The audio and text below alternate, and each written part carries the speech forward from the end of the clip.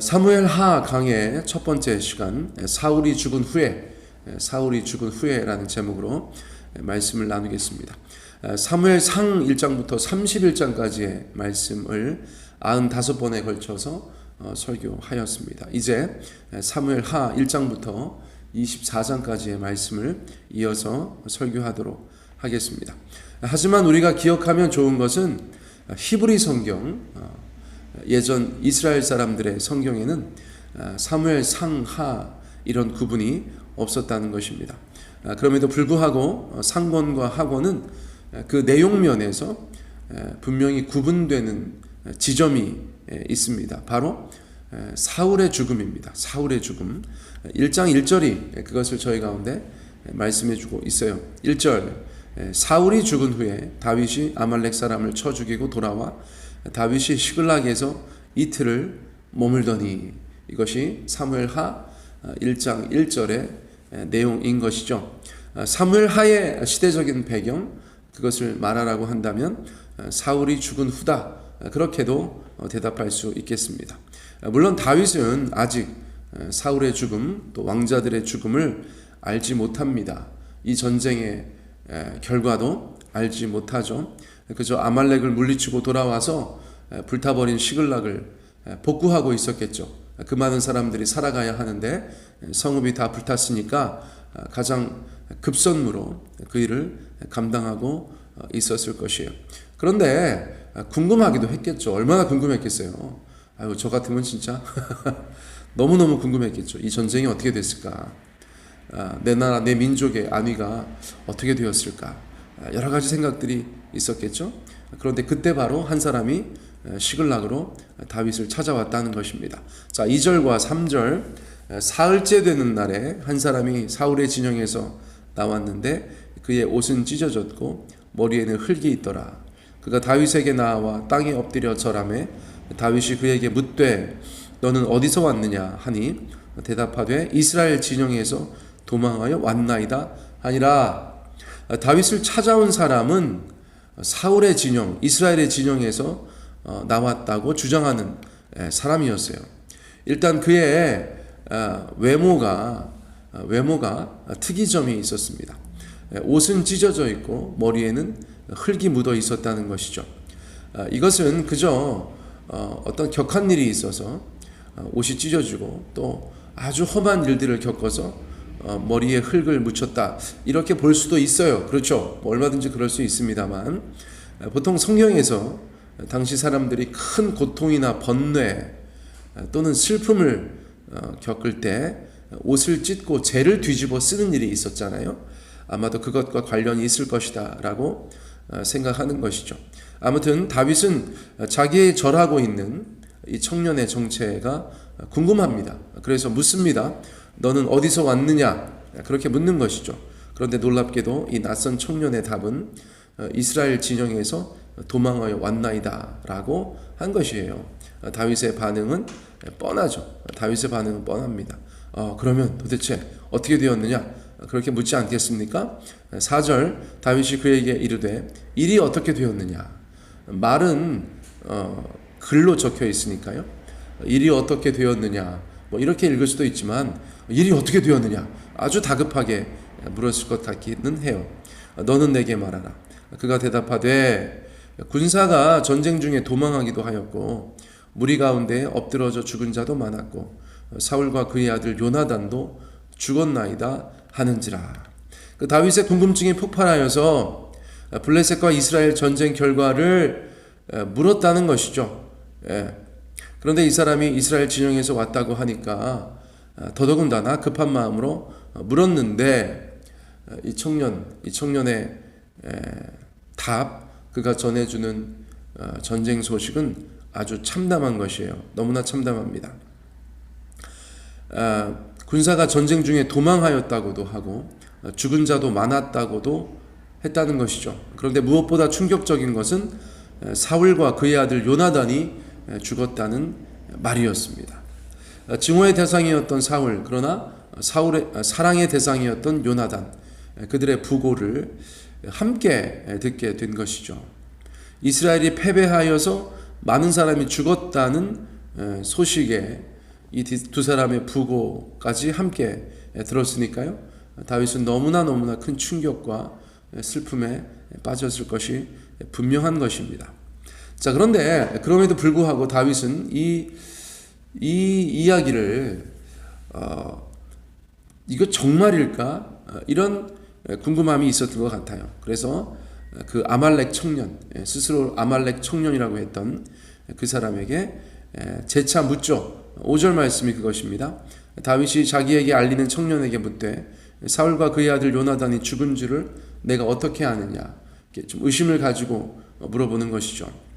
다윗은 이 소식에 사실인지 확인하고, 이 소식이 사실인지 확인하고 싶었던 것이죠. 그래서 내가 어떻게 아느냐, 그렇게 물었더니 이어지는 구절들은 아말렉 청년이 전하는 당시의 상황인 것이죠. 그런데 여러분, 여기서부터 저희가 조금 이상하다는 것을 발견하죠. 이상하다는 것을 발견합니다. 어떤 면에서 이 이야기가 이상한 것인가 저희가 좀 살펴보겠어요. 먼저 6절 말씀 보세요. 그에게 알리는 청년이 이르되 내가 우연히 길보아 산에 올라가 보니 사울이 자기 창에 기대고 병거와 기병은 그를 급히 따르는데, 쫓아가는데 추격전이 벌어졌다는 것이죠. 일단 사무엘상 31장에 나타난 사울의 모습과 차이가 있죠. 저희가 바로 직전에 살펴보았었는데 무엇이 다르겠습니까? 무엇이 다릅니까? 한번 생각해 보세요. 그런데 저희가 기억해야 될 것은 이것이죠. 둘 중에 하나는 거짓말이다. 그렇죠? 사무엘상 31장 말씀이 거짓이든 사무엘하 1장의 말씀이 거짓이든 둘 중에 하나는 거짓이라는 것이죠. 그런데 벌써 사무엘상 31장 말씀을 하나님의 말씀으로 저희가 그대로 받았잖아요. 그러니까 이게 거짓이죠. 이게 거짓입니다.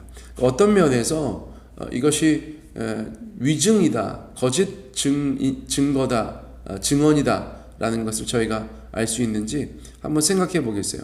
먼저 길보아 전투예요. 길보아 전투. 길보아 산에서 전투가 벌어졌기 때문에 해발 500m에 가까운 그런 바위산입니다. 바위산. 근데 어쨌거나 사울을 쫓고 있었던 블레셋의 병거와 기병이 있었다. 그렇게 이야기했다는 것이죠. 이게 사실은 성립되기가 어려운 것이죠. 여러분, 이스라엘 사람들이 자꾸 산이나 골짜기에서 전쟁을 하려고 했던 것은 블레셋의 병거와 대치하지 않기 위한 하나의 전술입니다. 무슨 말씀인지 아시겠죠?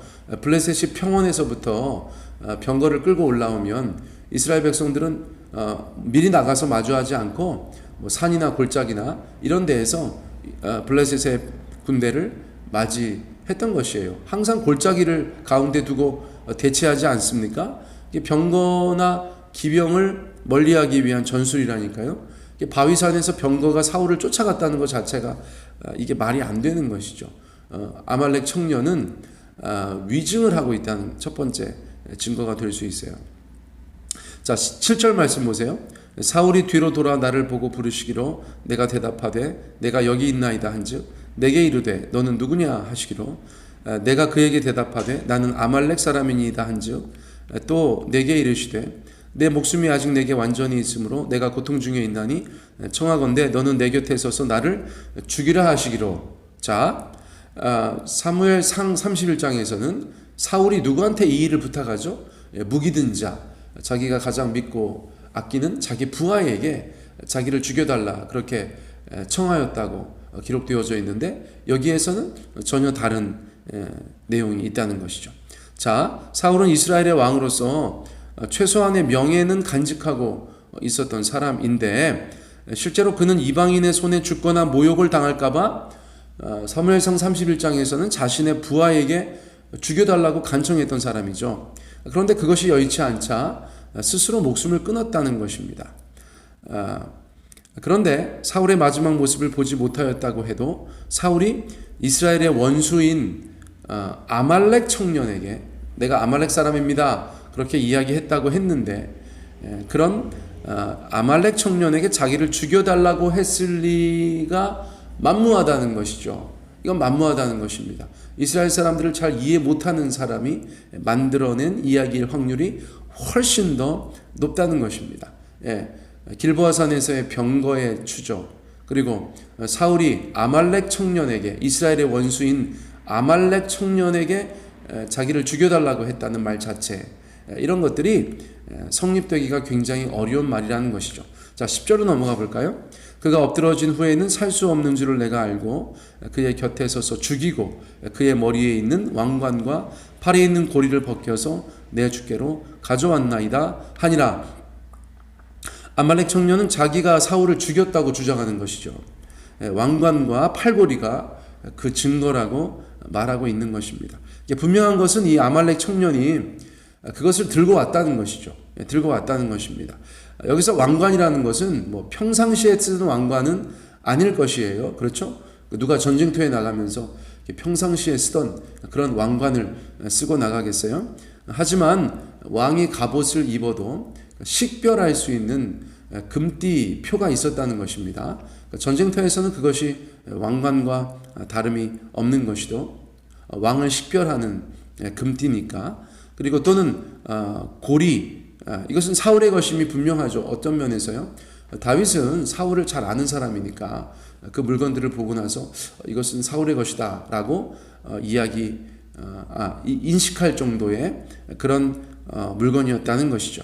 자, 그러니까 이것은 사울이 아말렉 청년에게 맡겼다기보다 아말렉 청년이 약탈한 것이다 라고 볼 수 있겠죠. 그 전쟁터에 다니다가 사울의 왕관과 그 팔고리를 취득한 것이겠죠. 그렇게 획득한 것입니다. 훔쳐온 것이다 라고 저희가 보는 것이 훨씬 더 개연성 있는 생각일 것이에요. 자, 그렇다면 그것이 다 거짓이라면 왜 이 청년은 거짓말을 할까요? 얼마든지 거짓말할 이유가 있다는 것입니다. 정황상 다윗에게 보상을 기대했을 것이다 라는 것이죠. 일반에 알려진 것처럼 사울은 다윗을 죽이려고 했던 폭군이죠. 다윗도 사울이 마음에 들 리 없어요. 왜 이렇게 나를 죽이려고 하는가? 더군다나 그 일 때문에 블레셋까지 와서 망명하고 있지 않습니까? 그러니까 그런 왕이 이미 죽어 있는 것을 발견했다면 자기가 사울을 죽였다고 거짓말하고 다윗에게 찾아가면 상을 베풀어 주지 않을까? 다윗이 좋아하지 않을까? 이제 사울도 없는 이스라엘에서 미래 권력은 다윗일 텐데 내가 가서 그에게 그렇게 잘 보이면 좋은 일이 있지 않을까? 그렇게 생각하고 그렇게 기대했을 것이다 라는 것이 많은 성경학자들의 공통된 생각이라는 것이죠. 자, 그럼에도 불구하고 사울과 요나단이 죽은 것은 엄연한 사실이죠. 그것 자체를 거짓으로 보고하진 않은 것이죠. 그것은 사실인데 내가 사울을 죽였다 이렇게 거짓말한 것이니까요. 사울과 요나단이 죽은 것은 엄연한 사실입니다. 이스라엘이 패배한 것도 엄연한 사실입니다. 다윗은 이 아말렉 청년을 통해서 이스라엘의 패전 소식과 사울과 요나단 또 왕자들의 부고를 들은 것이다. 제가 그렇게 이해하면 되겠죠. 이어지는 구절에서 다윗이 반응합니다. 11절 12절. 이에 다윗이 자기 옷을 잡아 찢음에 함께 있는 모든 사람도 그리하고 사울과 그의 아들 요나단과 여호와의 백성과 이스라엘 족속이 칼의 죽임으로 말미암아 저녁 때까지 슬퍼하며 울며 금식하니라. 다윗은 먼저 자기 옷을 잡아 찢습니다. 앞서 말씀드린 것처럼 이스라엘 사람들은 극도의 슬픔이 찾아왔을 때 옷을 찢죠. 그렇죠? 그러자 모든 사람도 그리하였다. 그렇게 말씀해 주고 있어요. 다른 다윗의 추종자들도 옷을 찢었다는 것이죠. 이스라엘의 패배, 왕과 왕자들의 죽음 앞에 그들 모두 큰 슬픔을 느꼈던 것입니다. 그들이 지금 블레셋에 와서 망명하고 있지만 그들도 어쩔 수 없는 이스라엘 백성들이었던 것이죠. 더욱이 그들은 저녁 때까지 애국하면서 금식합니다.